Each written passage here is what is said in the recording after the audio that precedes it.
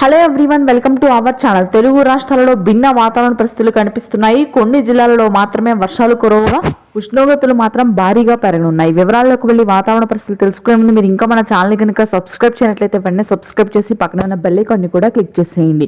వేసవి కాలం మొదలవ్వక ముందే ఉష్ణోగ్రతలు భారీగా పెరిగాయి.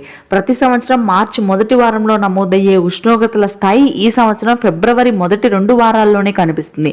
అంటే రానున్నటువంటి రోజుల్లో ఉష్ణోగ్రతలు ఎంత మేర ఉండబోతున్నాయనేది అర్థమవుతుంది. వాతావరణ కేంద్రం కూడా హెచ్చరికలు జారీ చేస్తుంది. రానున్నటువంటి 3 నెలల పాటు మే వరకు కూడా తెలుగు రాష్ట్రాల్లో అత్యధిక ఉష్ణోగ్రతలు నమోదవుతాయి. ఆంధ్రప్రదేశ్లో అదేవిధంగా తెలంగాణలో ఉష్ణోగ్రతలు అధికంగా పెరిగి జూన్ మొదటి వారం వరకు కొనసాగే అవకాశం ఉంది. అయితే ప్రస్తుతానికి వర్షాలు గనక చూసుకున్నట్లయితే దాదాపుగా మధ్యాంధ్ర, ఉత్తరాంధ్ర, ఉత్తర తెలంగాణ ప్రాంతాల్లో పూర్తి స్థాయిలో పొడి వాతావరణమే ఉంటుంది. 35 నుంచి 37 డిగ్రీల ఉష్ణోగ్రతలు నమోదవుతాయి. అయితే ఫిబ్రవరి చివరి భాగంలో మాత్రం రాయలసీమ జిల్లాలో తేలికపాటి నుంచి మోస్తరు వర్షాలు ఉంటాయని హైదరాబాద్, అమరావతి వాతావరణ కేంద్రం వెల్లడించింది. అది కూడా రాయలసీమలోని చిత్తూరు, కడప ప్రాంతాల్లో మాత్రమే తేలికపాటి వర్షాలు ఉంటాయి. అదేవిధంగా మహబూబ్ నగర్, గద్వాల్, కరీంనగర్ ప్రాంతాల్లో తేలికపాటి నుంచి మోస్తరు వర్షపాతం ఉంటుంది ఫిబ్రవరి 26, 27 తేదీల్లో.